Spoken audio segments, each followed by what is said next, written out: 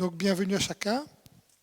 Merci d'avoir accepté l'invitation, de vous être déplacé en ce temps tellement chargé, n'est-ce pas? Parce que je sais que cette époque du mois de mai est une époque très chargée, mais c'est une époque pour moi qui est, quand j'ai choisi la date, en fait, je n'ai pas vraiment choisi la date. Nicolas m'a proposé la date, et puis j'ai dit merci Seigneur, c'est juste entre l'Ascension et la Pentecôte. C'est une excellente période, date, pour parler du thème que nous allons aborder aujourd'hui, qui est la vocation de nos paroisses, qui sont des futures, toutes nos paroisses sont des futures paroisses missionnaires, n'est-ce pas? Vous êtes d'accord? Voilà, bon, eh bien, nous sommes tous d'accord, mais la question c'est comment y arriver. Hein, voilà. Alors aujourd'hui, ce soir, nous allons on a la grande chance d'accueillir Nicolas, qui nous vient de Paris et qui travaille dans la mission. C'est un passionné de Jésus. Il m'a dit, voilà, comment le présenter? Un passionné de Jésus, un passionné de son amour et de la mission qu'il nous donne. Je pense qu'une présentation toute simple, mais il fera le suite de la présentation lui-même. Je vous invite simplement, pour commencer, à entrer dans la prière, pour confier cette soirée à notre Seigneur, confier cette soirée à l'Esprit Saint. Nous allons prendre 2 chants. Le premier, que ma bouche chante ta louange, et puis le deuxième, un chant à l'Esprit Saint, Jésus, toi qui as promis.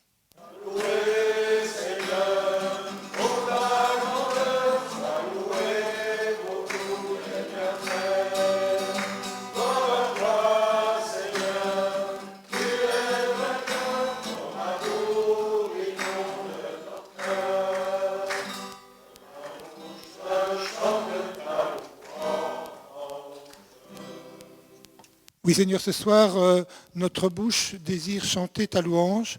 Nous voulons te bénir pour d'abord et avant tout pour ta présence au milieu de nous. Ta présence qui n'est pas visible mais qui est dans nos cœurs. Ta présence qui va se rendre beaucoup plus perceptible grâce à ton Esprit Saint que nous attendons dans cette période avant la Pentecôte. Béni sois-tu Seigneur pour chacun de nous qui est ici présent.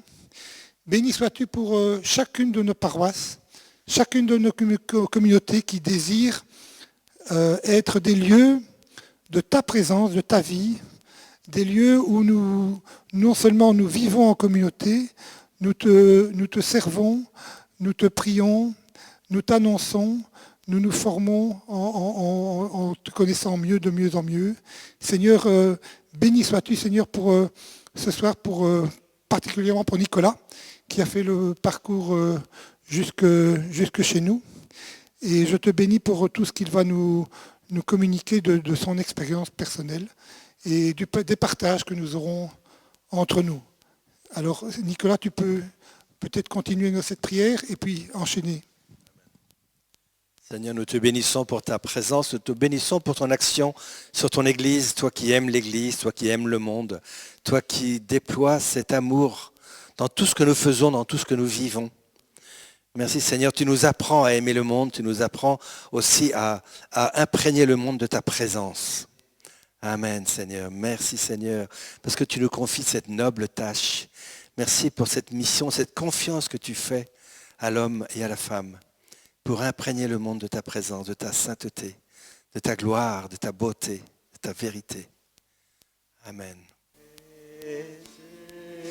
Toi qui as promis d'envoyer l'Esprit à ceux qui te crient, ô Dieu, pour porter au monde ton feu. Voici l'offrande de nos vies. Jésus, toi qui as promis d'envoyer l'Esprit à ceux qui te prient, ô Dieu, pour porter au monde ton feu. Voici l'offrande de nos vies.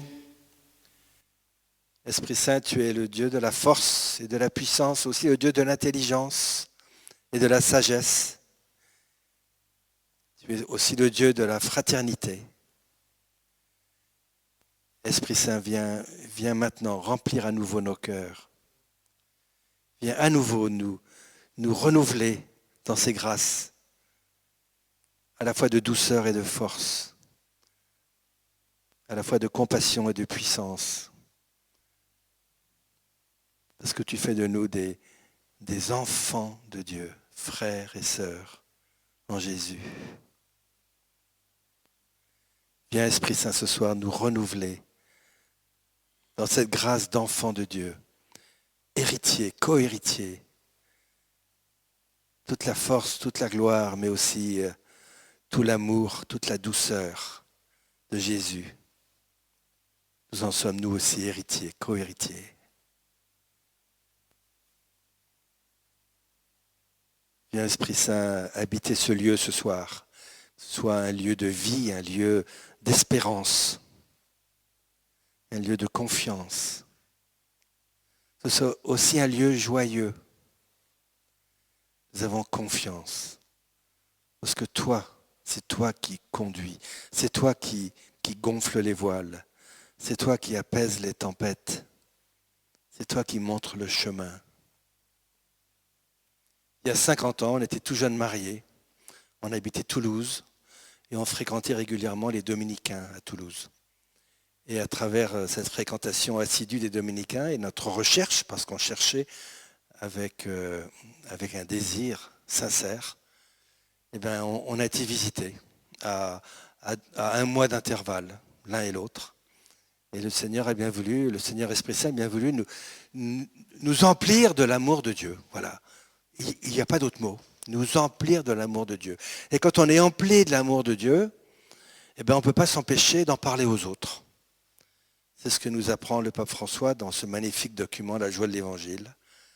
Quand on est plein de l'amour de Dieu, comment ne pas le partager? C'est là le fondement de la mission. Et d'ailleurs, on m'a demandé tout à l'heure, mais d'où vient la mission? Quel est le secret de la mission? Qu'est-ce qui nous met en route dans la mission? Eh bien, il n'y a pas d'autre secret. C'est l'amour de Dieu en nous qui nous donne envie de le partager. Alors ensuite, il y a le défi de le partager en Église, avec le peuple de Dieu. Et vous savez comme moi que c'est un grand défi. Mais si vous êtes là, c'est que vous avez conscience de ce défi et vous appréciez. Et vous appréciez où se trouve la petite machine est là. Voilà. Vous appréciez ces derniers versets de l'évangile de Matthieu. Moi, ce sont des versets que je relis pratiquement toutes les semaines depuis 10 ans. Tellement ils me touchent, ils me travaillent, ils me remplissent, ils me poussent. Voilà. Jésus s'approcha d'eux et leur adressa ces paroles. Tout pouvoir m'a été donné au ciel et sur la terre. Jésus commence par affirmer sa crédibilité de Dieu, Fils de Dieu, tout pouvoir. Et avec ce pouvoir qu'il a, il envoie ses apôtres. Allez, de toutes les nations, faites des disciples. On va revenir sur tous ces mots après, au cours de la soirée. Baptisez-les au nom du Père et du Fils et du Saint-Esprit. Apprenez-leur à observer tout ce que je vous ai commandé. Et moi, je suis avec vous jusqu'à la fin du monde. J'ai découvert, je lisais un petit livre spirituel encore hier, qui s'appelait « Rencontrer Jésus aujourd'hui ». Et notamment, dans ce livre, il dit, juste au détour d'un chapitre, que la fin du monde, ça ne veut pas dire l'arrêt du monde, mais c'est plutôt la finalité du monde. Le monde arrive à la plénitude de sa finalité. Et Jésus est avec nous jusqu'à ce moment où le monde arrivera à la plénitude de sa finalité. En fait, dès 1975, le pape Paul VI parlait de la mission, évoquait la mission. Certains d'entre vous n'étaient peut-être pas encore tout à fait en activité intellectuelle ou pastorale en 75. Moi, il se trouve qu'en 75, en décembre 75, lorsque le pape Paul VI a donné au peuple chrétien ce magnifique document, l'évangélisation dans le monde moderne, Evangelii Nuntiandi, eh ben, c'est là que j'ai découvert la notion même de mission. La mission qui commence par l'annonce, la toute première annonce de Jésus qui sauve et qui aime et qui est présent. Ce qu'on appelle le kérygme. On y reviendra. Et j'ai découvert aussi à travers ce petit opuscule tout simple que toutes les techniques de mission sont vaines si l'Esprit Saint n'est pas là. Donc voilà déjà ce que Paul VI a porté en 75. Et puis il se trouve que le terrain ecclésial n'était pas prêt à recevoir encore ce message. Alors le pape Jean-Paul II est venu à parler de la nouvelle évangélisation. Et puis le pape Benoît XVI a en quelque sorte cautionné, affermi cette notion de nouvelle évangélisation.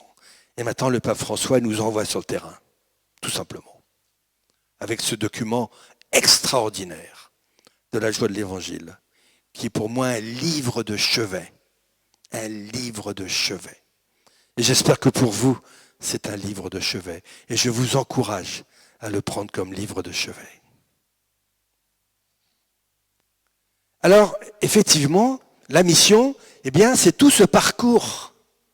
C'est tout ce cheminement qu'on va déployer pour accueillir un chercheur de Dieu et pour, par la grâce de Dieu, tout doucement l'amener à devenir, à son tour, disciple et missionnaire, comme dit le pape François, disciple missionnaire. Et ce cheminement, il va passer par des étapes qui sont essentielles et qu'il c'est intéressant de les identifier parce qu'elles vont participer, elles vont contribuer à bâtir une pastorale qui soit cohérente et qui soit dynamique. Voilà. Donc on va avoir ce cheminement qui passe de la relation à la conversion, et puis de la conversion à la communion, de la communion à la maturation, puis à la mission. Et à chaque fois, ce sont des progrès qui sont faits du point de vue spirituel. Et pour simplifier, j'ai retenu 3 grandes étapes. Le croyant, l'étape du croyant, l'étape du disciple et l'étape du missionnaire. Et je trouve que, et il me semble que c'est passionnant, que c'est très intéressant de bien identifier dans ce peuple qui appelle à être évangélisé, dans ce peuple qui appelle à grandir dans l'amour de Dieu, de bien identifier où en sont les gens et comment on va les faire avancer pour faire de des croyants, puis des disciples, puis des missionnaires. D'abord des croyants. Et pour en faire des croyants, eh bien le pape François insiste lourdement dans la joie de l'évangile sur le kérygme, avec cette formulation que j'aime beaucoup, qui est tellement belle et tellement riche. Jésus-Christ t'aime. Il a donné sa vie pour te sauver. Et maintenant, il est vivant à tes côtés chaque jour pour t'éclairer, pour te fortifier et pour te libérer. Quelle formulation puissante. Et puis de temps en temps, et peut-être qu'on pourrait le vivre aujourd'hui maintenant, on peut lui dire en remplaçant tu par je. Et on peut le dire ensemble, Jésus-Christ m'aime. Il a donné sa vie pour me sauver. Et maintenant il est vivant à mes côtés chaque jour pour m'éclairer, pour me fortifier, pour me libérer. Ça fait du bien, hein? Vous ne trouvez pas? Moi, j'aime bien dire ça de temps en temps. Ça fait du bien de le dire et de le redire. Parce que de temps en temps, on oublie un peu, en fait. Et j'aime bien ces mots parce qu'ils sont simples. Ils vont droit au but. J'aime bien les droits au but, moi. Ce que je ne vous ai pas dit, c'est que je suis général et je suis habitué à commander et à prendre des décisions. Et j'aime bien aller droit au but, à condition qu'on sache où est le but. Quel est le but? On en parlera.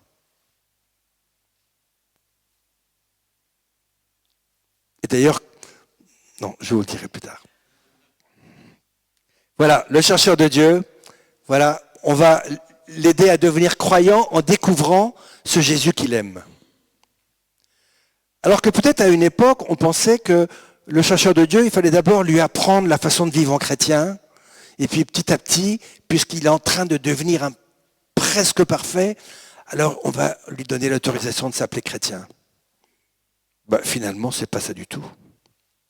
On va d'abord lui dire, Jésus t'aime. Jésus t'aime.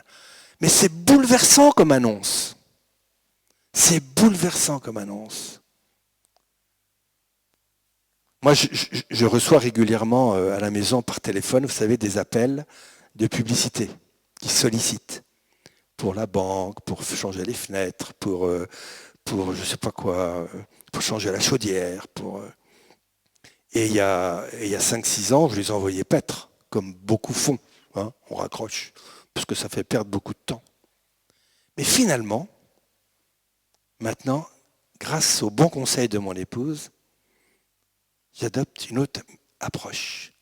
Quand il sort son boniment, après il y a un silence parce qu'ils veulent vous faire dire oui. Ils veulent vous faire entrer dans la conversation. Alors dès qu'ils s'arrêtent, moi je leur dis, moi je m'appelle Nicolas et je suis chrétien. Alors au début ils sont un peu surpris. Il y en a un tiers qui raccroche, mais il y en a 2 tiers qui ne raccrochent pas. Et je leur dis, je vais prier pour vous, maintenant. Et au téléphone, je leur dis que Dieu les aime, que Jésus les aime, qu'il est mort pour eux, qu'il veut leur bonheur, et qu'il bénit leur famille, ceux qui les entourent. Quelle occasion merveilleuse de répandre cette nouvelle que tant d'hommes et femmes ignorent. Jamais on leur a dit. Comment pourraient-ils le savoir? Et en général, après, ils me disent merci. Et c'est eux qui raccrochent. Quel beau cadeau. À chaque fois, au début, je tremble. Bien sûr, c'est jamais évident. Mais après, je dis merci Seigneur. Quel cadeau. Voilà. Annoncer que Jésus nous aime. C'est ça, faire un croyant. Alors, une fois qu'on a fait un croyant, le travail n'est pas fini. Trop souvent, vous savez, moi, je fais partie d'une communauté charismatique et on nous envoie dans la rue pour évangéliser, on sonne aux portes, on parle aux gens et on dit, voilà, Jésus vous aime. Voilà. Et puis après, je me dis, mais et si ils me disent qu'ils sont intéressés par ce que je leur dis, qu'est-ce que j'en fais? Où est-ce que je les envoie? Qui va prendre la suite? C'est que le boulot n'est pas fini. Il y a la suite. Il faut se préoccuper de la suite. Parce qu'en fait, on a lu dans l'évangile de Matthieu, chapitre 28, Jésus nous demande de faire des disciples. Il ne nous demande pas de faire des croyants. C'est pas pareil. Et donc, on va avoir cette étape importante du disciple au croyant. Alors, moi, je suis curieux de nature et je me suis creusé la tête. Qu'est-ce que ça veut dire un disciple? Qu'est-ce que ça veut dire un disciple? Finalement, j'ai creusé un vieux dictionnaire d'étymologie et je suis finalement tombé tout simplement sur le fait qu'un disciple, c'est un apprenti. Quelqu'un qui est sans cesse en posture d'apprentissage et qui regarde le maître, qui cherche à faire comme le maître, à imiter le maître. Et j'en suis arrivé à ces 4 verbes qui définissent le disciple. Il choisit un maître. Et le chercheur de Dieu, on l'invite à choisir Jésus comme maître. Et c'est pas rien de choisir Jésus comme maître. Ça veut dire qu'on rejette les autres maîtres. Le fric, la réputation, le sport, les vacances au Club Med. On a tous des tas de petits dieux comme ça qui traînent partout. Et là, on choisit un maître. Et ensuite, on suit le maître. Ça veut dire qu'on se laisse déranger, on se laisse bousculer et on fait un bout de chemin avec lui. On accepte de le suivre là où il nous emmène. C'est pas toujours là où on aurait choisi d'aller. Il suit le maître. Ensuite, il apprend du maître. Et donc, nous chrétiens, croyants pour devenir disciples, on est sans cesse en train d'apprendre. Sans cesse en train d'apprendre. Moi, j'ai beaucoup travaillé avec le pasteur Rick Warren. Et Rick Warren a cette phrase choc qui dit « Le jour où vous arrêtez d'apprendre, vous êtes mort.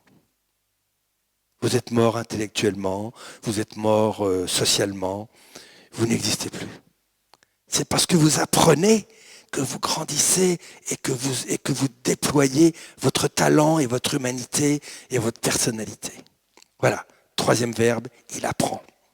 Et enfin, il imite.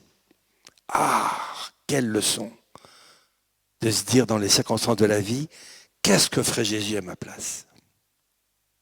Qu'est-ce que ferait Jésus à ma place devant un choix d'investissement ou d'action ou d'éducation ou d'accueil ou d'engagement?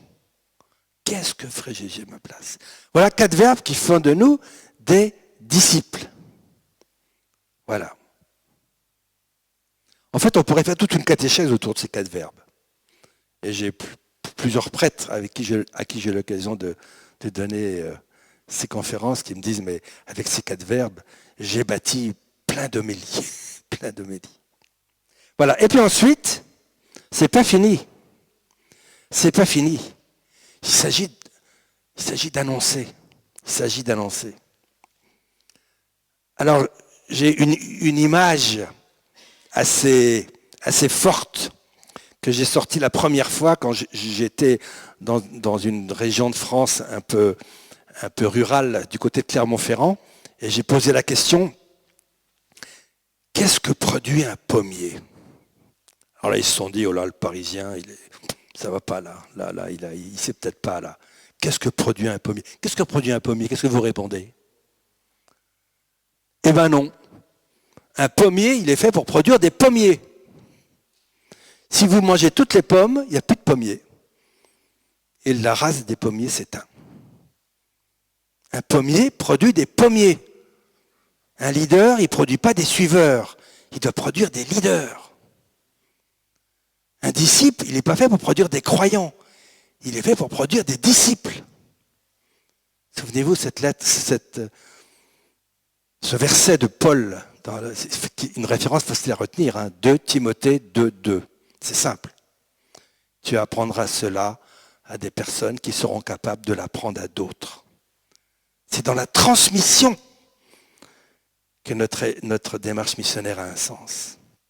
Si on ne fait que des croyants sans faire des disciples missionnaires, il n'y aura pas de transmission.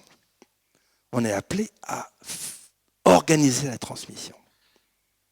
Un disciple missionnaire, il fait des disciples missionnaires. Donc on doit leur apprendre, on doit les coacher, les encourager, les emmener, les engager. Moi, j'ai été très engagé, je suis encore très engagé dans les parcours Alpha.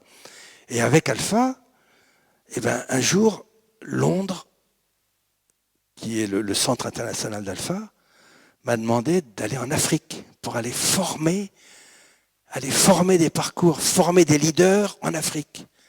Jamais ça me serait venu à l'idée.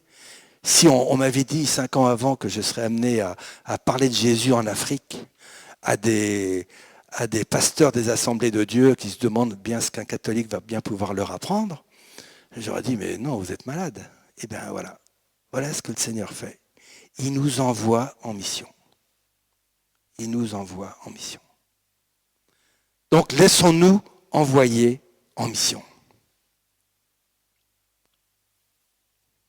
Donc ce cheminement, en fait, il doit être structurant pour la pastorale qu'on veut mettre en place dans une paroisse missionnaire. Parce qu'évidemment, j'ai fait le raccourci que, bien sûr, l'Église n'a de sens que pour être missionnaire. L'Église n'a de sens que pour être missionnaire. Paul VI l'a dit dans Evangelii Nunciandi.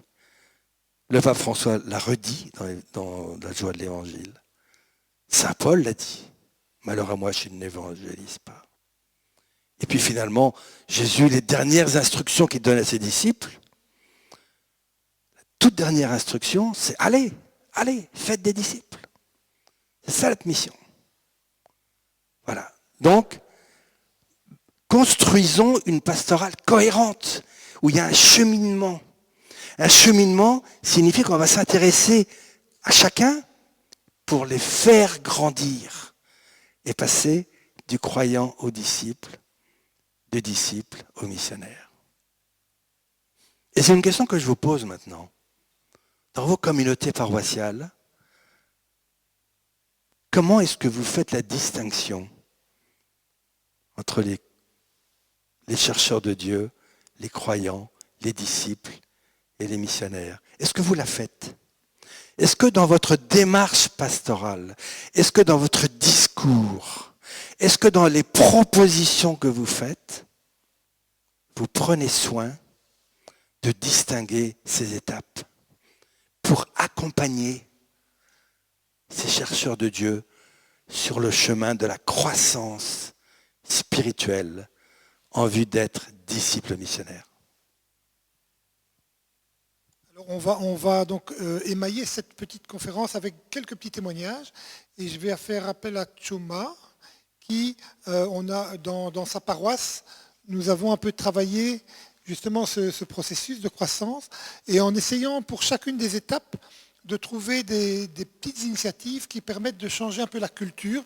D'ailleurs, tu vas en parler après, hein, de comment changer la culture d'une paroisse pour arriver à avoir des intentions pastorales. Il parlera aussi des intentions pastorales. Une intention pastorale vers les croyants, d'autres vers les disciples et plus d'autres vers les missionnaires. Tu pourrais nous faire un petit témoignage un peu de ce qui s'est vécu à Genval, je crois?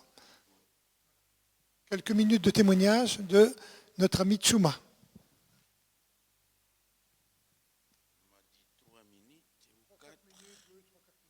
Je ne suis pas sûr d'y arriver.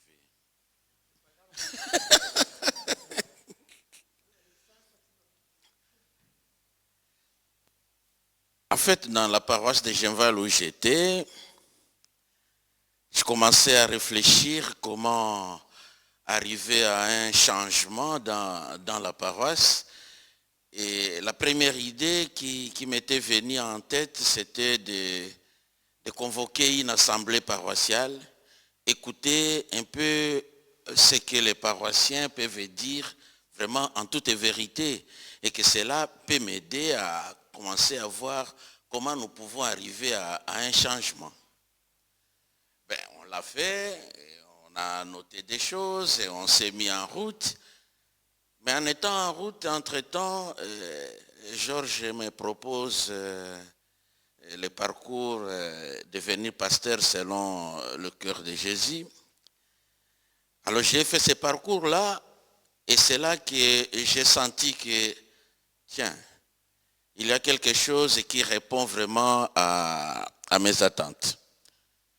Alors, comme j'avais l'habitude, chaque mois de juin, j'ai fait une sorte de lettre pastorale que je donne à tous les chrétiens, une lettre pastorale qui détermine un peu l'année prochaine quelles seront vraiment les priorités de notre pastorale paroissiale.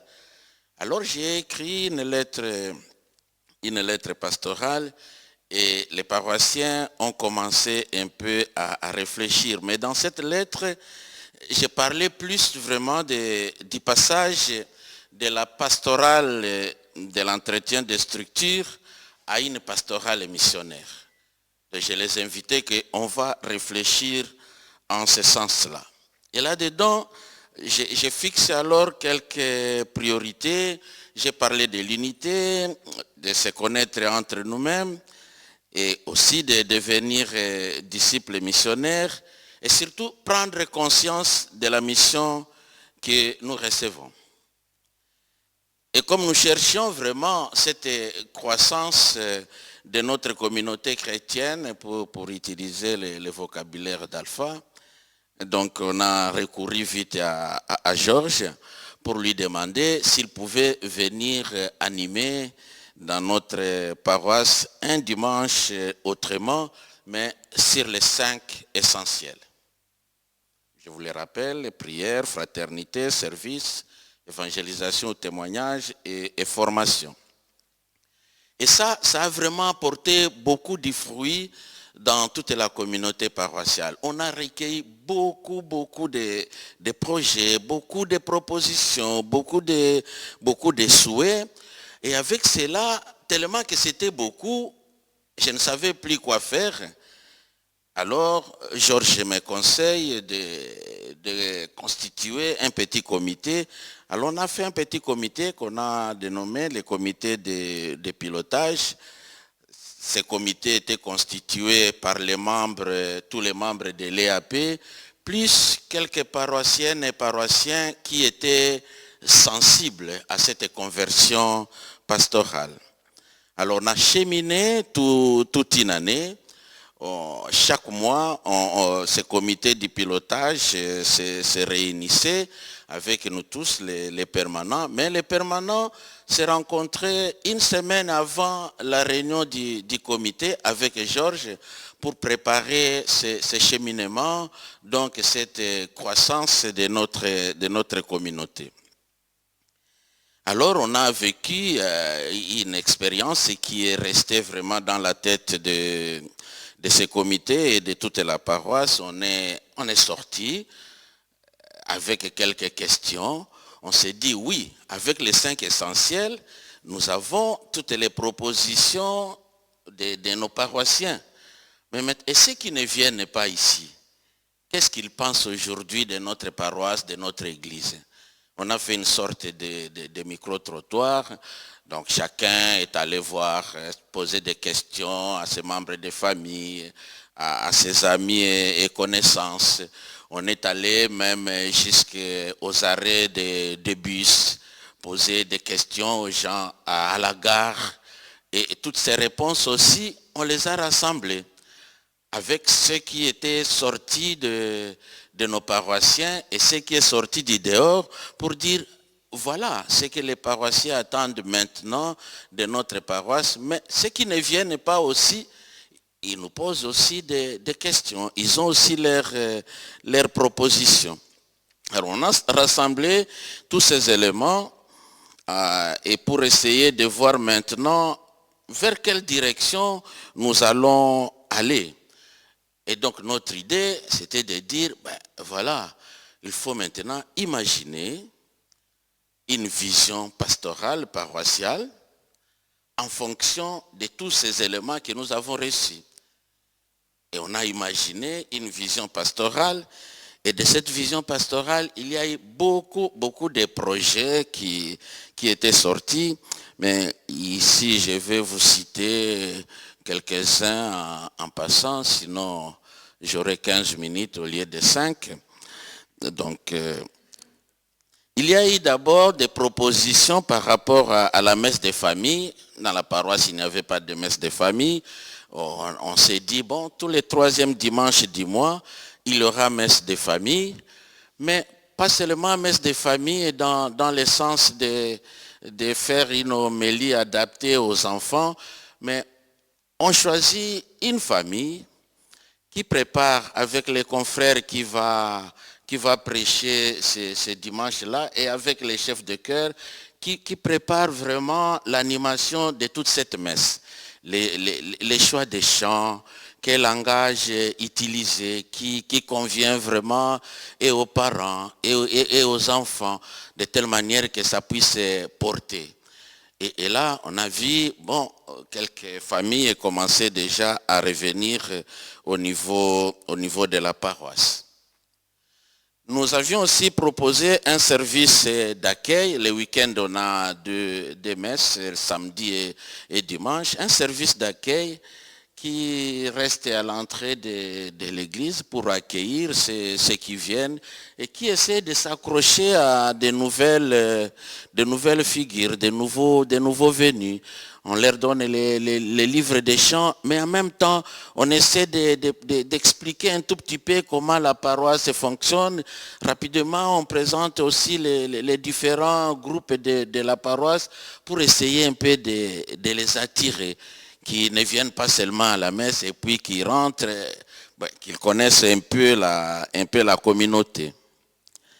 Une autre proposition qui nous a fait aussi avancer, les gens de l'extérieur avaient demandé qu'il y ait une boîte à idées.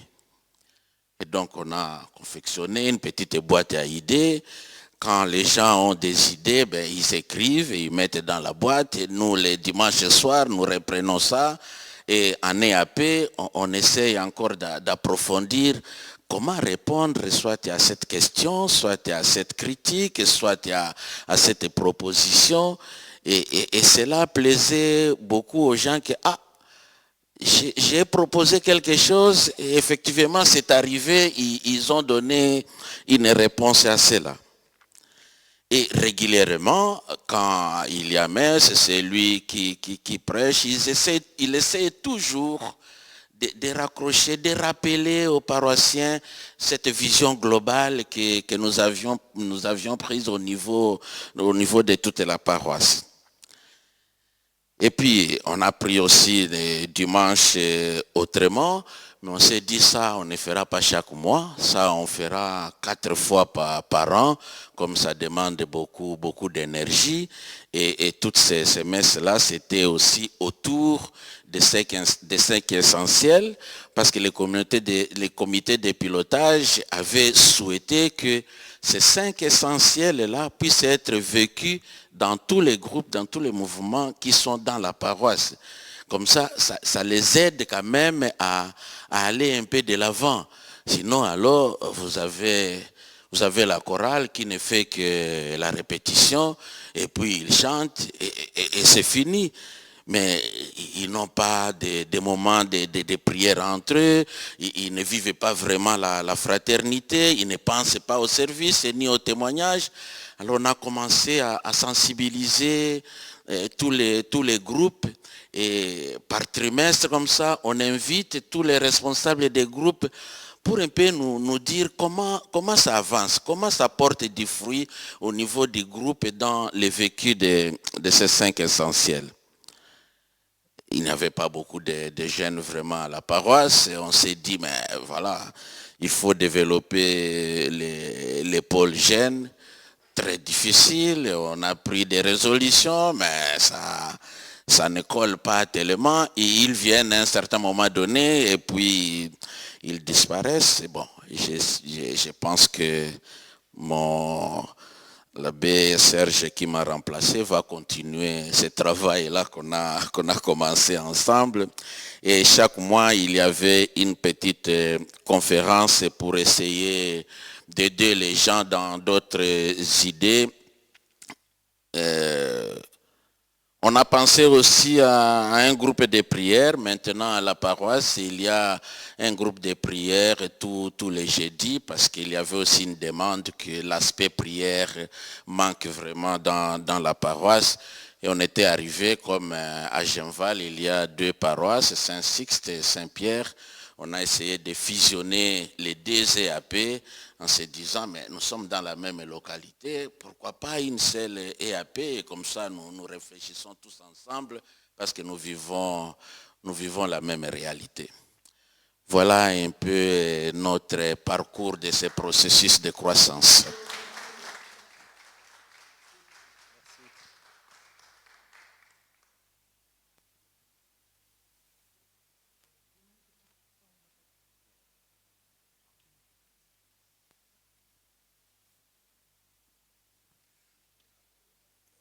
Mais bien sûr, bien sûr. On a tous arrêté nos montres et du coup, ça se passe très bien. Alors, bien sûr, il n'est pas question de faire de la sinistrose, mais on sait bien que quand on regarde les chiffres, on est un peu ennuyé quand même. Parce que quand on compare le nombre de baptêmes de jeunes et le nombre de confirmations, par exemple, on se dit qu'il y a quelque chose. Nous, les ingénieurs, on dit qu'il y a de la perte en ligne. Il y a un peu de perte en ligne. Et on se rend compte que même les adultes qui se sont baptisés, 5 ans après, il n'en reste pas beaucoup au sein de l'Église. Parce qu'on n'a pas su les accueillir, on n'a pas su les accompagner, on n'a pas su leur proposer un chemin de croissance. Et donc on se rend compte que finalement, cette pastorale auquel on est habitué, eh bien, il faut quand même changer quelque chose. Il y a des changements à faire. Il y a des changements à faire, notamment sur ce passage du croyant au disciple. notamment. Et puis ensuite, pour en faire des missionnaires.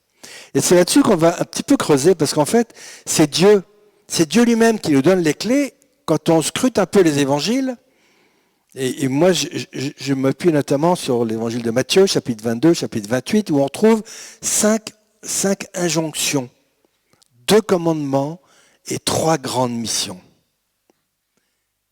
Et c'est de là d'ailleurs que sont dérivés ce que le Père a appelé les 5 essentiels, que je vais qualifier un peu différemment pour leur donner encore plus de puissance. Vous allez voir. Vous allez voir. D'abord, aimez Dieu de tout votre cœur et de toute votre âme. C'est Matthieu 22, chapitre 37. Et avec cette invitation, en fait, Jésus nous invite à grandir dans l'intimité avec Dieu. Et l'intimité avec Dieu est une vraie intention pastorale majeure. Inviter les chercheurs de Dieu, inviter les croyants, inviter les disciples à grandir dans l'intimité avec Dieu, notamment par la prière. La prière sous toutes ses formes, les groupes de prière, la liturgie, les psaumes, la prière personnelle, le chapelet, le rosaire, toutes ces formes qui nous mettent en relation avec Dieu, mais avec la finalité de grandir en intimité. Car le grand projet de Dieu, c'est cette alliance d'union avec l'homme. Cette alliance d'union intime. Et la Bible utilise le verbe connaître. Le verbe connaître au sens biblique, c'est très fort. C'est la façon dont les époux se connaissent dans le mariage. C'est pour dire la force des mots. Voilà le projet de Dieu sur l'homme. Et on va grandir en intimité. Et puis, la deuxième injonction, c'est aimer votre prochain comme vous-même. Et la meilleure façon de s'aimer, c'est de se servir les uns les autres. Donc, développer comme intention pastorale, développer un sentiment d'amour évangélique au sein de la communauté, notamment par le service. Service les uns des autres, service des pauvres, service des plus vulnérables, service à l'extérieur, pour aimer, aimer, aimer, et pour attirer par amour. Et puis je continue avec les grandes missions. Voilà, première grande mission, allez faites des disciples. C'est la croissance. Le grand projet de Dieu, c'est que tous les hommes connaissent, au sens fort, connaissent Dieu et soient connus de Dieu. Connaissent l'amour de Dieu, vivent l'amour de Dieu et par cet amour et leur vie transformée. Voilà, la croissance, notamment par la mission. La deuxième grande mission, c'est baptisez-les au nom du Père, du Fils et du Saint-Esprit pour les incorporer à la famille des chrétiens. Et la grande intention pastorale qui est derrière, c'est de faire grandir le sentiment d'appartenance à la famille des chrétiens, d'appartenance à la communauté chrétienne. Moi, je me rends compte que dans ma paroisse, et moi le premier, est-ce que j'ai vraiment le sentiment d'appartenir à la communauté paroissiale ? Ou bien est-ce que je vais à la messe là, mais quand l'horaire me convient mieux, je vais ailleurs, ou je ne sais pas, enfin, je n'hésite pas à voyager et à m'absenter lors du Triduum pascal, parce que c'est l'occasion des vacances, alors que c'est le temps fort de la vie de la communauté paroissiale. Et moi, je m'en vais pour aller faire du ski ou pour aller à la pêche. Waouh, qu'est-ce que c'est que cette appartenance à la communauté ? Est-ce que c'est ma communauté ? Est-ce que vraiment je me sens co-responsable de la vitalité de cette communauté en tant que membre de la communauté ? Voilà, le sentiment d'appartenance. Et puis enfin, la troisième grande mission, enseignez-les à pratiquer ce que je vous ai enseigné, c'est grandir en maturité spirituelle, notamment par la formation. Alors on trouve donc ces 5 grandes intentions pastorales qui peuvent comme conduire, comme servir de support, de tuteur à toute notre pastorale. L'intimité avec Dieu, notamment par la prière, le climat d'amour évangélique, notamment par le service, la croissance, notamment par la mission, l'appartenance à la communauté, notamment par la fraternité, et la maturité spirituelle, notamment par la formation. Et là, je voudrais introduire une notion qui peut paraître un peu difficile, mais qui paraît essentielle. C'est cette notion d'intentionnalité. Une pastorale intentionnelle. Quand je fais une démarche pastorale, j'ai une intention majeure derrière. Quelle est l'intention majeure derrière cet événement que je prépare? Et j'ai posé la question d'ailleurs, il y a 3 mois, j'avais un membre de l'EAP de ma paroisse qui venait à la maison, et dans la conversation, on parlait de la kermesse paroissiale. Et je lui ai posé la question, quelle est l'intention pastorale majeure de la kermesse paroissiale? Si l'intention pastorale majeure, c'est de créer du réseau pour que les paroissiens se connaissent mieux, alors on va mettre le paquet sur la présentation des activités, alors chacun va se présenter, alors on va créer du lien, on va créer des occasions pour faire du lien. Mais ce sera ad intra, à l'intérieur, dans le bocal. Parce qu'on a reconnu que notre intention majeure, c'est l'appartenance à la communauté. Mais si l'intention majeure, c'est la croissance, alors on va inviter à l'extérieur. Mais alors le contenu ne sera pas le même. Je ne vais pas encombrer les invités des 35 panneaux pour présenter les 35 activités de la paroisse. Ils n'en ont que faire. Par contre, je vais m'arranger pour qu'il y ait des témoignages percutants, qu'il y ait une musique accueillante, qu'il y ait des lieux accueillants pour les familles, que les gens se sentent bien, se sentent aimés, se sentent respectés dans leur diversité. Et la kermesse aura une toute autre physionomie. Si je me suis posé la question avant, quelle est mon intention pastorale majeure, alors je saurai quelle physionomie donner à la kermesse. Mais si je ne me suis pas posé la question, eh ben ça va être un peu un fourre-tout. Et puis à la fin de la kermesse, on dira, on a passé une bonne journée. Pouf. Et puis c'est tout. Et il n'y a rien. Il n'y a rien après. Il n'y a pas de fruit. Il n'y a pas de fruit en termes pastoral. Voilà, je voudrais attirer votre attention sur l'intentionnalité pastorale. Je sais que le mot peut paraître barbare, moi il me paraît essentiel. Quelle est l'intention pastorale majeure d'un groupe de prière? C'est bien entendu de grandir en intimité avec Dieu. Et puis il y aura une intensité, il y aura une intention pastorale secondaire qui sera d'accueillir des chercheurs de Dieu. Mais ce ne sera pas l'essentiel. L'essentiel, ce sera de grandir en intimité avec Dieu. De se laisser conduire par Dieu. Quelle est l'intention pastorale majeure de petite fraternité au sein d'une communauté paroissiale? Ce sera d'abord de faire grandir le sentiment d'appartenance. Donc ce ne sera pas d'abord pour faire du partage biblique, mais ce sera d'abord pour prier les uns pour les autres. Ce sera prier ensemble, demander la prière, partager, faire une petite fête entre nous, grandir en fraternité, parce qu'on a reconnu que notre intention pastorale majeure, c'est de grandir en appartenance à la communauté chrétienne. Et puis on aura une intention pastorale secondaire qui sera la croissance en accueillant de temps en temps des chercheurs de Dieu. On pourra aussi ajouter comme intention pastorale secondaire la formation, la maturité, avec des petites touches de formation. Mais ce ne sera pas l'essentiel, parce qu'on aura bien identifié quelle est notre intention pastorale majeure. Et si on ne l'a pas identifié, on touche à tout et on ne fait rien de sérieux. Pardonnez mon langage un peu cru, mais si on touche à tout, on ne fait rien à fond.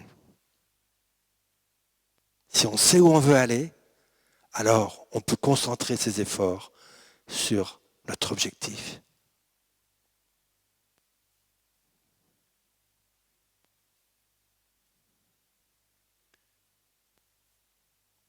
Maintenant, je voudrais voir comment vous réagissez à ces intentions pastorales. Comment est-ce que vous sentez que ça peut être applicable à votre vie paroissiale? Est-ce que vous pouvez vous mettre simplement par deux avec votre voisin? Maintenant, avec votre voisin, dites-nous quelle est l'intention pastorale qui vous semble la plus importante à développer dans ma paroisse? Quelle est l'intention pastorale dont on a le plus besoin et qui fait défaut en ce moment? Quelle est l'intention pastorale où moi je me sentirais prêt à m'investir? Là maintenant, je propose que vous mettiez par deux et vous partagez sur ces petites questions. Voilà.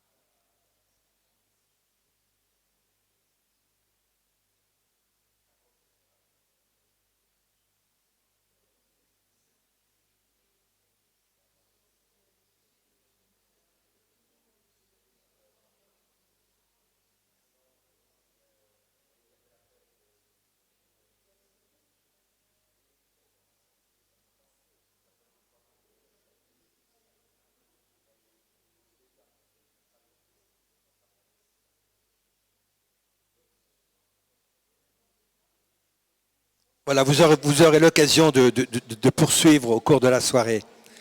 Chut, voilà, on aura l'occasion de poursuivre. Mais vous voyez à quel niveau on peut mettre la conversation pastorale et la recherche pastorale et le souci pastoral.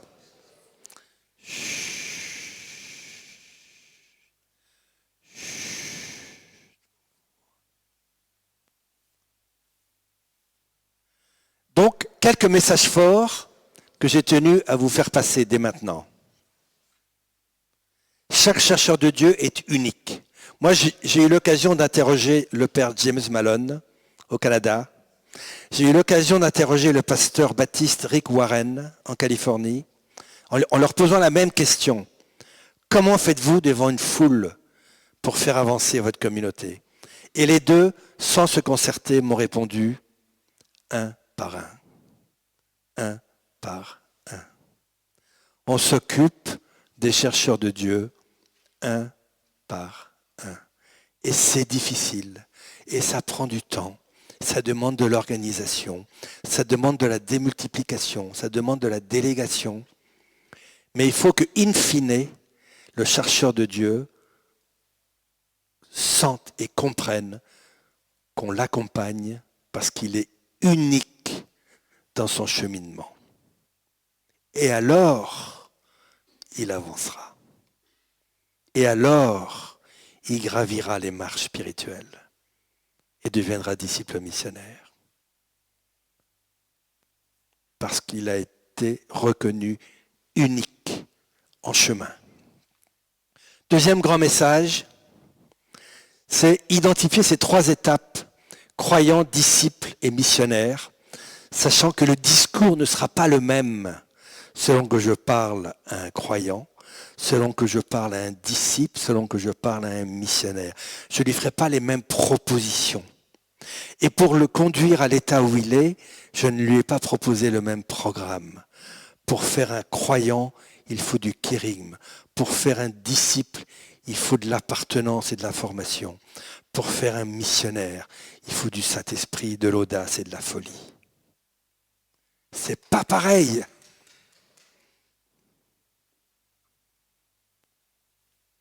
Troisième grand message, la croissance est un cheminement cohérent, stable et exigeant.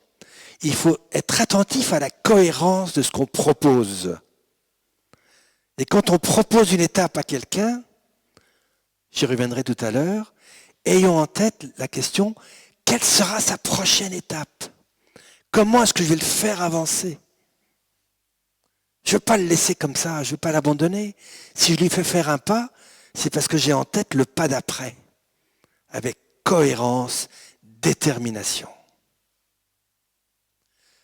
L'autre message, c'est que pour faire grandir un néophyte, il a besoin d'être porté par les 5 intentions pastorales essentielles.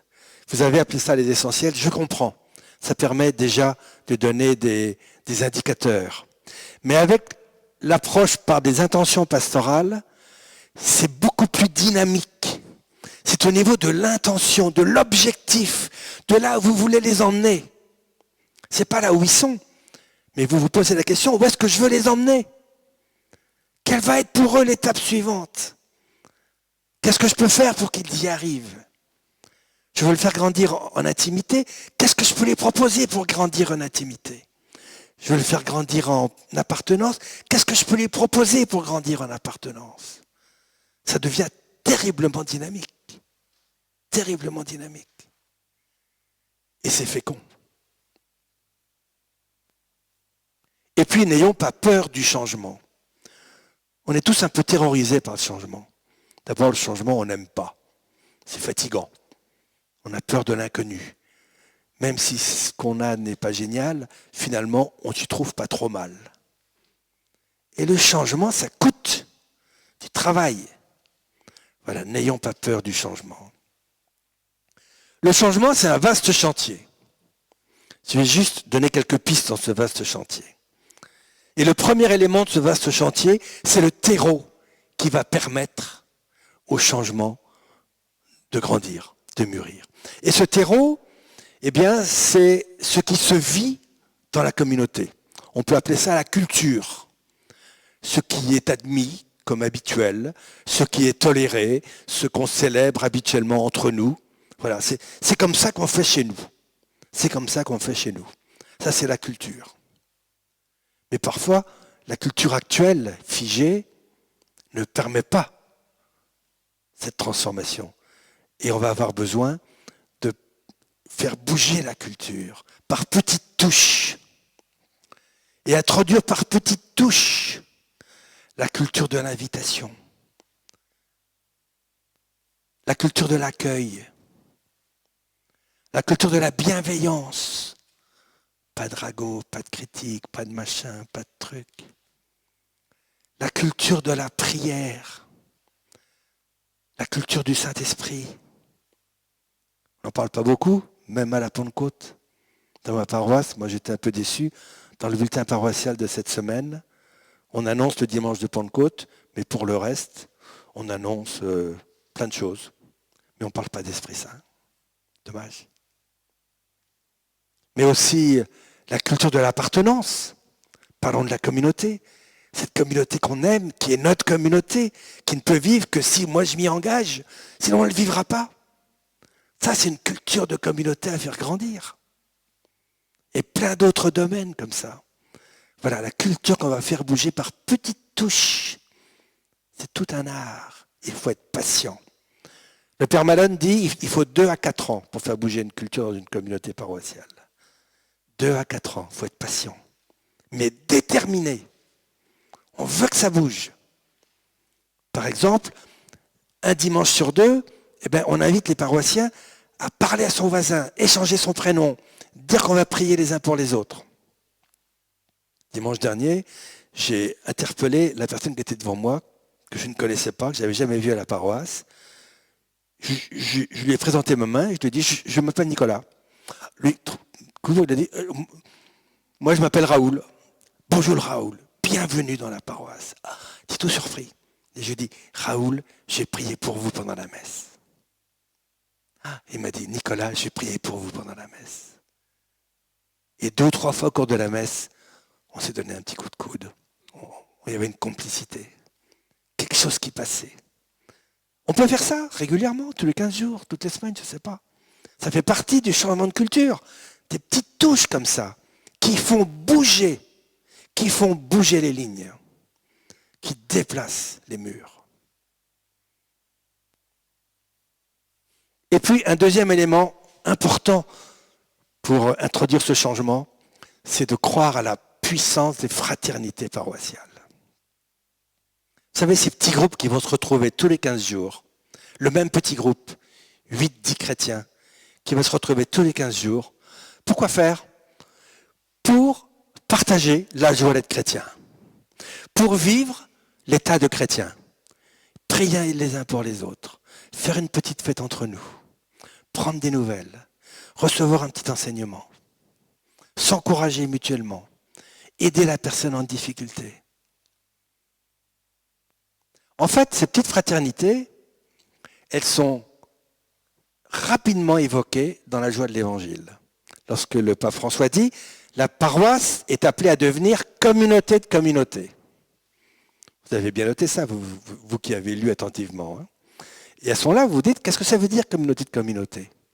Et pour comprendre ce que ça veut dire, il faut remonter au document qui a servi de genèse à la joie de l'Évangile. Et ce document, certains le connaissent peut-être, c'est ce qu'on appelle le document d'Aparecida.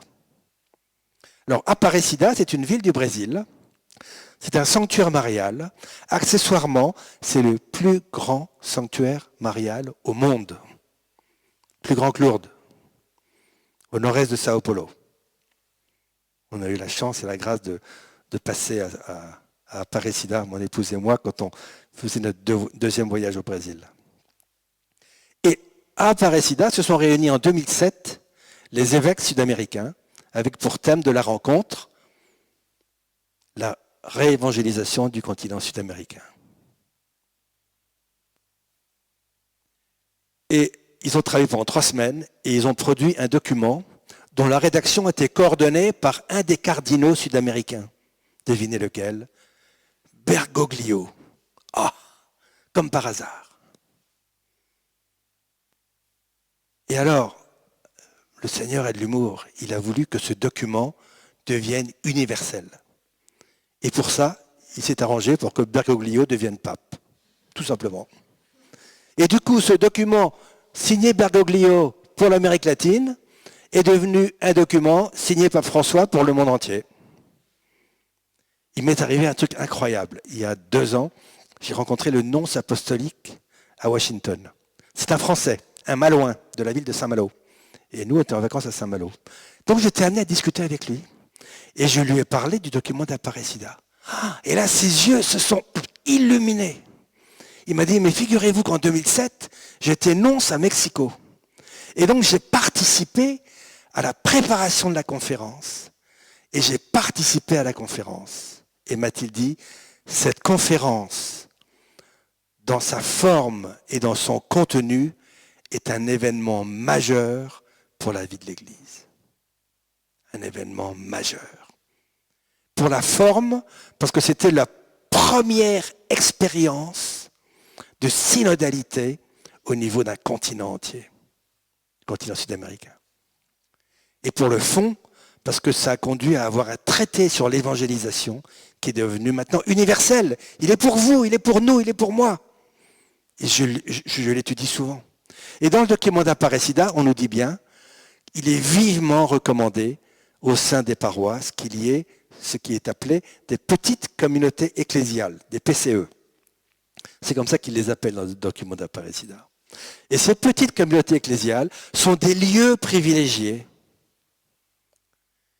où chaque chrétien, membre de la communauté, pourra dire « Il y a un lieu où on me connaît, où on m'aime, on prend soin de moi, on me permet de grandir et de donner le meilleur de moi-même. » Je rappelle les 5 points.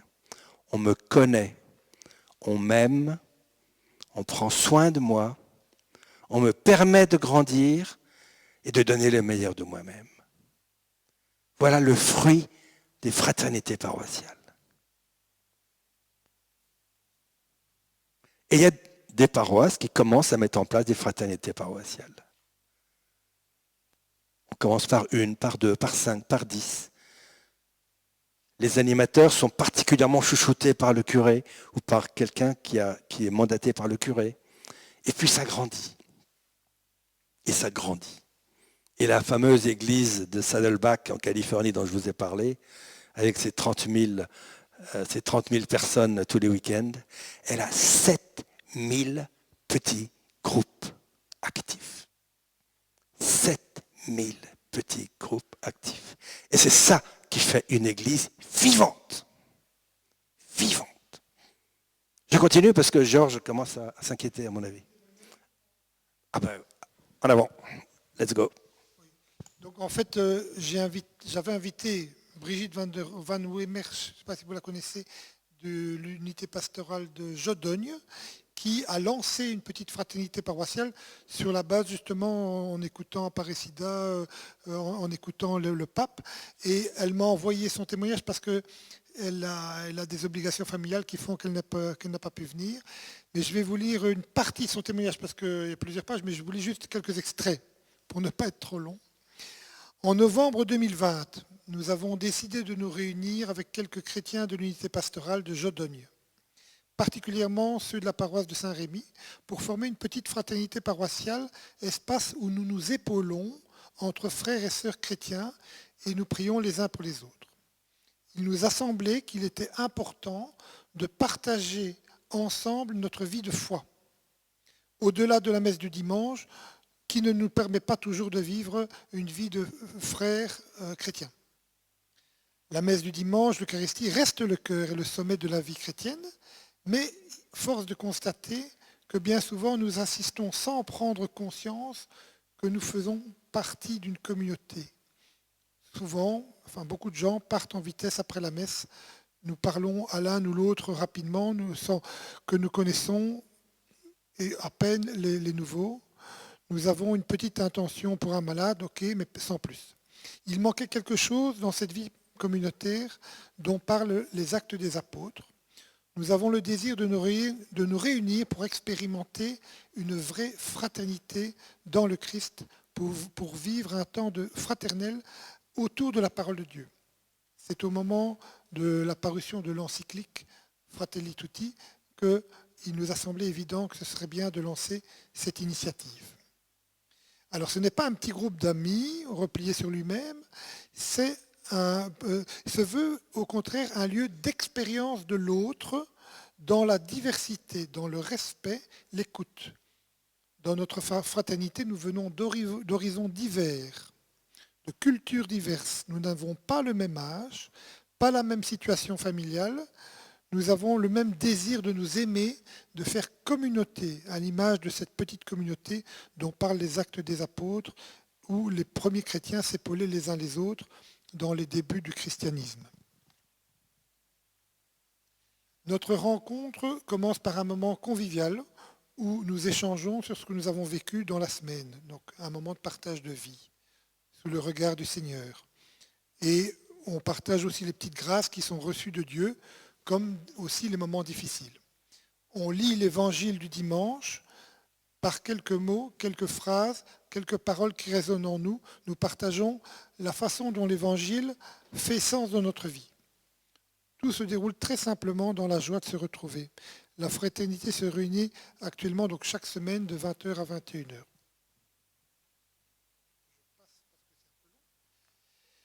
Nous pouvons aussi compter sur la prière très concrète des frères et des sœurs et nous portons un souci familial, un souci de santé, la solidarité spirituelle. Combien de grâces ont été reçues par ce biais? Des réconciliations, des peines apaisées, des cœurs adoucis, auxquels a contribué la prière des frères. Combien grande est la réponse du Seigneur lorsque nous lui déposons tous nos fardeaux. Il faudra un jour faire un relevé de tous ces fioretti. Et je lis la conclusion où elle dit « C'est une joie réelle de parler de Dieu ensemble, de ce qu'il réalise dans nos vies pour partager dans nos vies, de ces petits clins d'yeux qu'il nous adresse, de se retrouver entre chrétiens pour partager chaque semaine autour de sa parole. » Voilà, merci. Donc, un lieu privilégié où chacun peut dire « Je suis aimé, je suis connu, on prend soin de moi, on me permet de grandir et de donner le meilleur de moi-même. » Est-ce que dans vos paroisses, il y a de tels lieux ? Je ne veux pas vous culpabiliser, mais simplement, n'est-ce pas là une piste de croissance, une de ces idées qu'on peut introduire progressivement au titre du changement de la culture, pour que peu à peu, un nombre croissant de paroissiens puissent dire « Oui, il y a un lieu où on me connaît. Oui, il y a un lieu où je suis aimé. Oui, il y a un lieu où je suis moi-même et je peux grandir. » Voilà, c'est ça le fruit des fraternités. Et puis, le troisième volet important du changement, c'est la juste place du Saint-Esprit. Alors, évidemment, c'est un peu tentant de parler du Saint-Esprit quand on est entre Pâques et la Pentecôte. Vous savez que le pape Benoît XVI a écrit que la Pentecôte, c'est l'achèvement de la mission du Christ sur terre. La Pentecôte, c'est en fait l'achèvement de Pâques. C'est l'achèvement de Pâques. Jésus a bien dit, pour vous, il vaut mieux que je m'en aille. Sinon, vous ne pourrez pas recevoir l'Esprit Saint. Mais si je m'en vais, je vais vous l'envoyer. Le Père va vous l'envoyer. Selon les textes, c'est lui ou c'est le Père, mais peu importe. L'achèvement de la mission du Christ sur terre. Et puis, je vais vous citer deux petits paragraphes du catéchisme de l'Église catholique qui parlent de la confirmation. Paragraphe 1287. Or, cette plénitude de l'Esprit Saint ne devait pas rester seulement celle du Messie, elle devait être communiquée à tout le peuple messianique. À plusieurs reprises, le Christ a promis cette effusion de l'Esprit. Promesse qu'il a réalisée d'abord le jour de Pâques et ensuite, de manière plus éclatante, le jour de la Pentecôte. Et puis au numéro 1302, 1302, il ressort de la célébration de la confirmation que l'effet du sacrement de la confirmation est l'effusion spéciale de l'Esprit Saint comme elle fut accordée jadis aux apôtres le jour de la Pentecôte. Ah, quel bel objectif pastoral! Que la confirmation pour chacun de nos jeunes confirmants soit l'occasion de vivre les mêmes grâces que ce que les apôtres ont vécu le jour de la Pentecôte au Cénacle. Est-ce que c'est bien comme ça qu'on les forme ? Est-ce que c'est à ça qu'on les prépare ? Peut-être il y a des choses à revoir. Mais en attendant, si un jour les jeunes ou les moins jeunes, lors de leur confirmation, vivent effectivement ces grâces de la Pentecôte, mais c'est le feu missionnaire dans votre communauté. Voyez, Pierre prend la parole, 3000 Juifs sont touchés. Ce n'est pas son éloquence qui a fait ça, c'est l'Esprit Saint. Et cette même puissance de l'Esprit Saint qui a transformé littéralement les apôtres à la Pentecôte, cette même puissance de l'Esprit Saint, on est appelé à la vivre et à la donner et à la recevoir lors de la confirmation. Ah, je voudrais que ça ouvre des perspectives pastorales au sujet du sacrement de la confirmation. Que ça vous donne envie de renouveler et de mettre le feu à votre paroisse à travers la confirmation. Que c'est ça que le Seigneur veut, par la puissance de l'Esprit Saint. Ça vous va ? Ça vous va ? Ça vous va ? Eh oui, eh oui. Lorsque les prophètes disaient, criaient vers le peuple, Amen, le peuple jaillissait, Amen. Allez, Amen, gloire à toi Seigneur. Nous acquiesçons, nous adhérons. C'est à ça que le Seigneur nous appelle. Voilà, Amen. Voilà. Ne soyons pas fascinés par l'inconnu du changement. Il y a des exemples, il y a des modèles, il y a des coachs prêts à vous aider, il y a des équipes prêtes à vous aider, il y a des personnes qui vous entourent, qui ont peut-être plus d'expérience sur la gestion du changement et de l'introduction du feu de l'esprit dans une communauté chrétienne. N'hésitez pas, osez le changement. N'ayez pas peur du changement. Laissez-vous transformer par l'Esprit Saint. Et en ce temps privilégié où nous préparons la Pentecôte, n'est-ce pas un moment privilégié pour demander que l'Esprit Saint visite nos communautés paroissiales, que l'Esprit Saint visite nos diocèses, que l'Esprit Saint visite l'Église de Belgique, et qu'elle visite l'Église de France et l'Église du monde entier, pour que ce renouveau missionnaire soit brûlant et qui porte du fruit. Amen. Donc, quelques messages forts. C'est important de retenir ces messages forts. Chaque chercheur est unique. 3 étapes clés, croyants, disciples et missionnaires. Un cheminement cohérent, stable et exigeant. Porté et guidé par les 5 intentions pastorales essentielles. Et avec le feu de l'Esprit Saint pour combattre notre peur du changement. Voilà. Alors, maintenant, vous avez la possibilité de poser des questions, par écrit ou par oral. Georges, qu'est-ce que tu veux nous dire? Ah, très bien, oui. Alors, effectivement, j'avais préparé une petite série de questions qui résultent de tout ce que je vous ai dit en termes de l'intentionnalité pastorale. Pour chacun de vos programmes, chacun de vos événements, chacune de vos actions, eh bien, je vous propose et je vous invite à vous poser 4 questions. Et notez-les si vous voulez bien, elles sont importantes. Première question, à qui est-ce que je m'adresse? À qui est-ce que je m'adresse?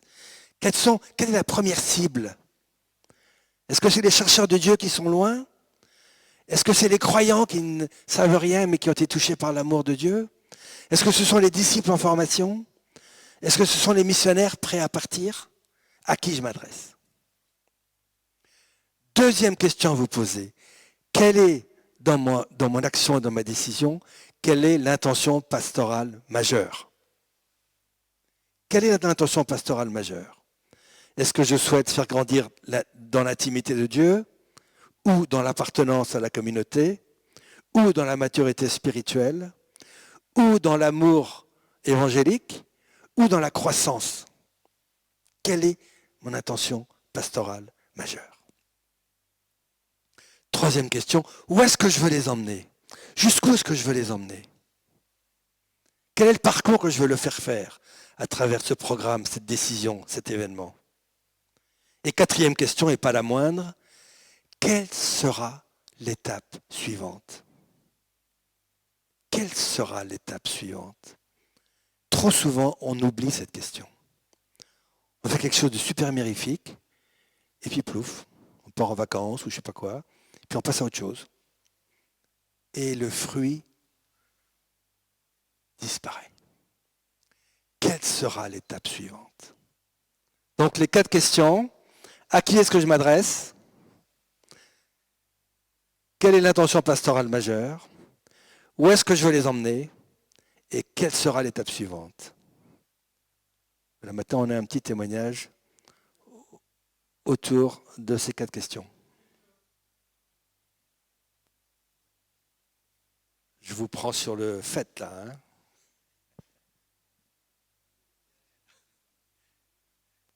Georges m'a demandé de parler, même si je suis dans une situation particulière, c'est la transition. Je suis 9 mois à une nouvelle paroisse ici à Wavre, une grande paroisse, assez vivante, dynamique, avec beaucoup de jeunes familles, qui a déjà des belles propositions pour rejoindre, je dirais, la cité.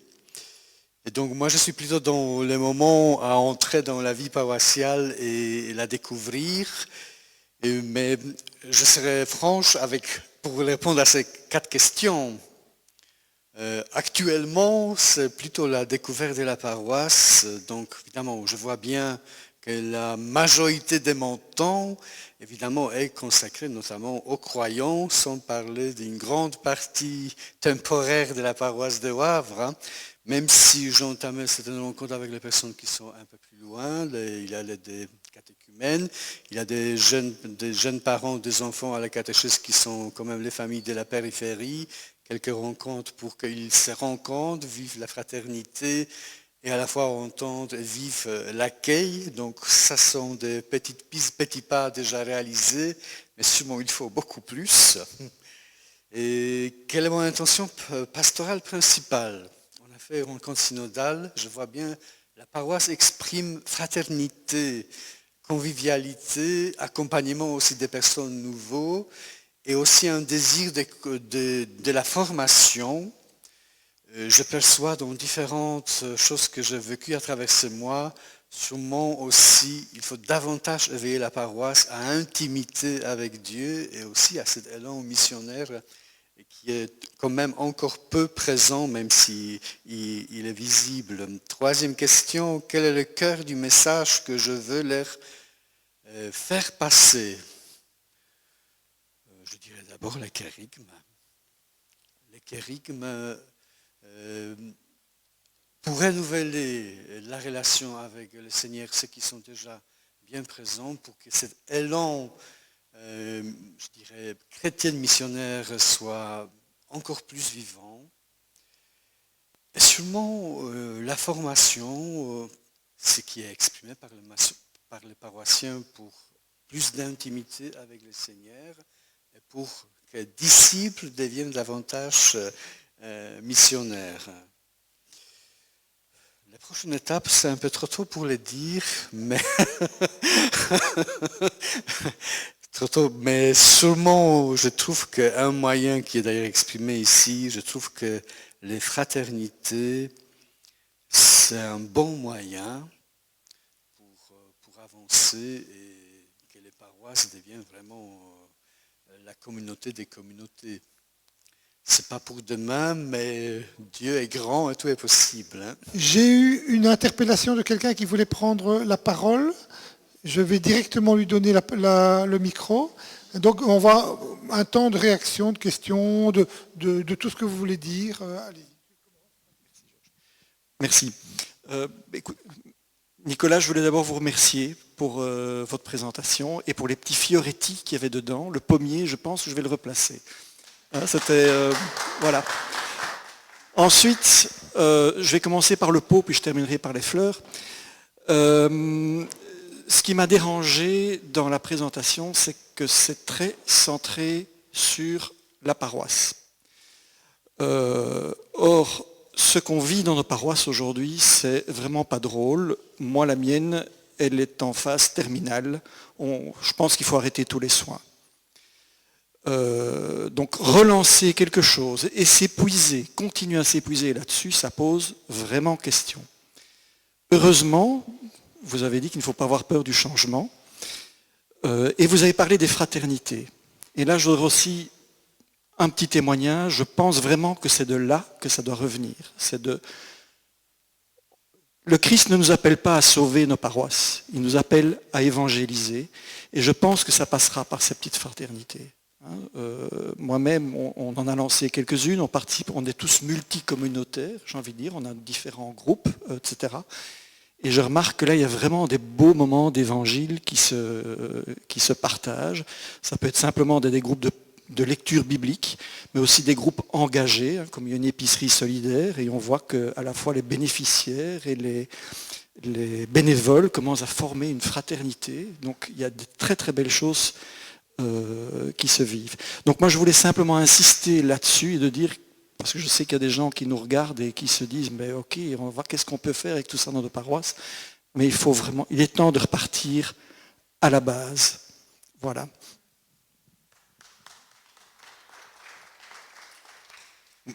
Merci, je suis très sensible à votre commentaire sur les paroisses qui sont moribondes. Mais en fait, la paroisse au sens large, c'est la population sur un territoire.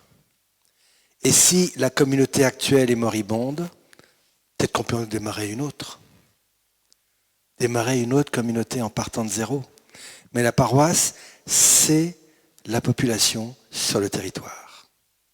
Et sur ce territoire, il y a 5 000, 10 000, 15 000, 30 000 personnes, hommes et femmes, qui ont droit à la bonne nouvelle.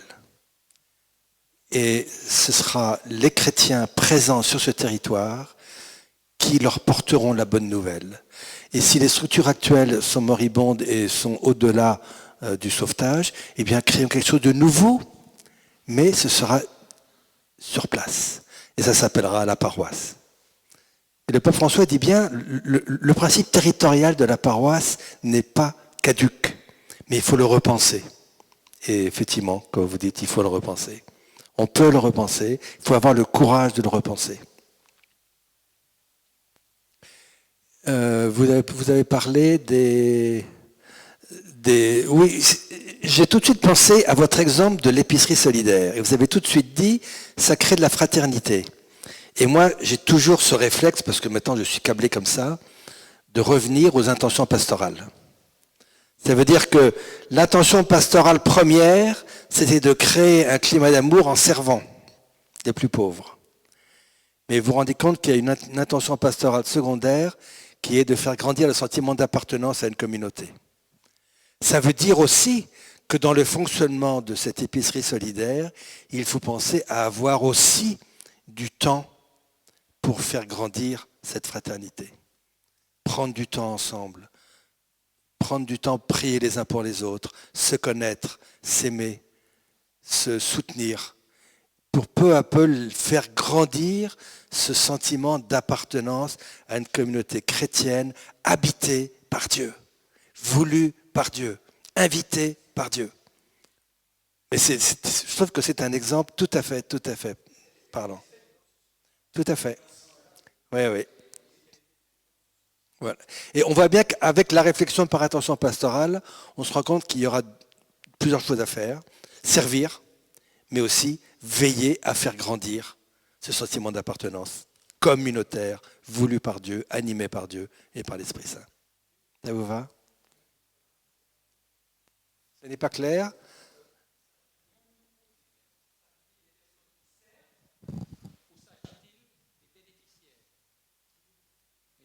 S'agit-il des personnes qui servent à l'épicerie sociale ou s'agit-il des bénéficiaires?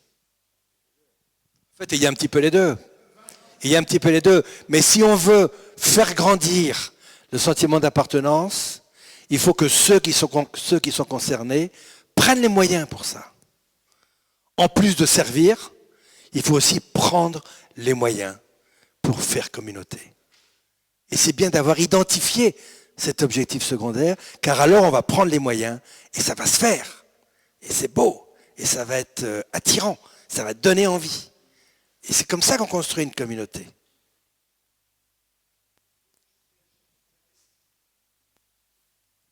Juste réagir à ce que vous dites, parce que c'est terriblement important. Dans nos paroisses ou dans notre Église, bien trop souvent, on fonctionne par strates et on oublie ce qu'il y a à côté, au-dessus ou en dessous de nous. Ici, ce qu'il y a de merveilleux, qui n'est pas de moi, mais dans cette expérience d'épicerie solidaire, c'est justement que les bénéficiaires rencontrent les bénévoles. Et que les bénévoles se rendent compte que même dans notre Brabant wallon, soi-disant si aisé, eh bien, il y a énormément de pauvres. Et que les pauvres ou les bénéficiaires se rendent compte que ces gens, ces bourgeois, ne sont pas inaccessibles. Et que les deux ensemble peuvent former une communauté paroissiale. Parce que ce qu'il y a d'extraordinaire dans une communauté paroissiale, et c'est pour ça que même si elles sont moribondes, je les regrette, c'est que c'est le seul endroit dans notre société où toutes les strates et toutes les couches de la population se rencontrent et peuvent se mélanger et avancer sur un projet commun. C'est pour ça que je suis heureux que vous ayez précisé que ce n'est pas mort et qu'il y a quelque chose à faire. Mais il faut bien reconnaître que l'organisation d'aujourd'hui est complètement déficiente. Voilà. Alors, il y a une question intéressante. Qu'est-ce que c'est un chercheur de Dieu? Alors, quand j'emploie la formule chercheur de Dieu, pour moi, c'est quelqu'un qui cherche du sens à sa vie et qui n'a pas encore mis Dieu dans sa vie. Quelqu'un qui cherche du sens à sa vie, qui n'a pas encore mis Dieu dans sa vie, mais on sent bien qu'il est en quête de quelque chose. Donc il ne va pas être fermé. Si les gens sont fermés, ce n'est pas le moment. Il faut attendre qu'ils aient un peu soif. Mais s'ils ont une quête, s'ils ont une recherche, s'ils posent des questions, s'ils ont envie de trouver du sens au travail, à la vie, à la mort, au travail auprès des enfants, aux efforts, ils cherchent du sens, on va leur proposer un chemin. Et ce chemin va être au début imprégné du kérigme pour ensuite les faire grandir. Voilà. Mais peut-être qu'il y a des gens qu'on voit régulièrement à la messe, mais qui n'ont pas encore vraiment, quand on dit à la messe, oui, à la messe, mais ils n'ont pas encore vraiment mis Dieu dans leur vie, parce qu'ils viennent pour des tas de raisons, sans doute bonnes ou moins bonnes, j'en sais rien. Je ne veux pas les juger. Mais ceux-là aussi, ils ont peut-être besoin de faire ce pas. Ils ont peut-être besoin qu'on les accueille comme chercheurs de Dieu et qu'on leur donne envie d'aller plus loin et d'accueillir Jésus dans leur vie, dans leur cœur, dans leur vie relationnelle, dans leur vie d'amour. Ce Jésus qui les aime et qui n'attend qu'une chose, c'est qu'eux puissent dire « Jésus, je t'aime ». Ils ne l'ont pas encore dit. Voilà, c'est ça. Alors c'est intéressant parce que les deux premières questions que j'ai reçues étaient identiques. C'était comment devenir missionnaire. Et c'est vrai, et c'est vraiment le fond de la question. Et déjà, au du temps de Saint Paul, vous voyez, déjà du temps de Saint Paul, il dit, mais si je n'évangélise pas, je suis le plus malheureux des hommes. Comment devenir missionnaire? Faisons des petits pas. Apprenons à parler de Jésus à quelqu'un de proche. Apprenons à dire notre histoire sainte. On peut apprendre à l'écrire. Comment est-ce que je dirais mon histoire sainte en 5 minutes? Comment est-ce que je dirais mon histoire sainte en 15 minutes? Ce seront 2 récits différents. Je vais m'entraîner et je vais l'écrire. Et puis, au niveau de la communauté, donnez-leur l'occasion de témoigner. D'abord en interne, comme ça ils seront en sécurité. Mais donnez l'occasion de témoigner. À la fois, vous faites grandir ceux qui témoignent et vous faites grandir ceux qui entendent. Privilégiez des moments où des chrétiens qui ont vécu un moment fort avec Dieu aient l'occasion d'en témoigner. Vous les faites grandir et vous faites grandir la communauté. Donnez-leur la parole. Célébrez les merveilles de Dieu dans votre communauté. Célébrez les petites choses et les grandes choses, mais célébrez. Ça donne envie, ça fait avancer. Encore une question? Bon. Toute dernière. Qu'est-ce que c'est que l'étape suivante? L'étape suivante, c'est quand on organise une soirée de jeunes et qu'on fait venir Glorious et qu'on a 3000 jeunes qui viennent, avant même que la soirée ait lieu, se poser la question, qu'est-ce que je vais faire pour ces jeunes? Pour qu'il y ait une suite. Qu'est-ce que je vais faire pour qu'ils aient envie de rencontrer d'autres chrétiens et d'avancer? Se poser la question avant. Y réfléchir avant. Préparer la suite. Parce que le cheminement, c'est une série d'étapes. C'est une série de petits pas.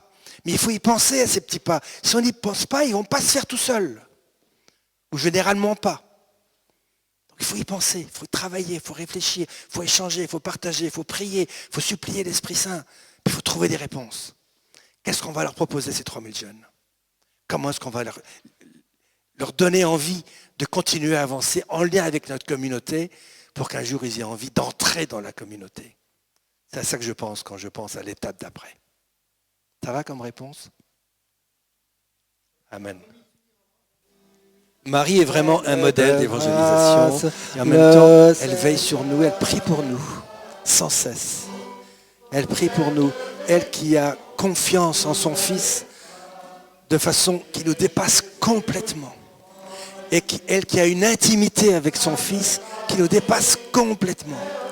elle a accompli cette finalité de la communion totale avec Dieu. Et donc, demandons-lui de nous aider. Demandons-lui de prier pour nous et de prier avec nous.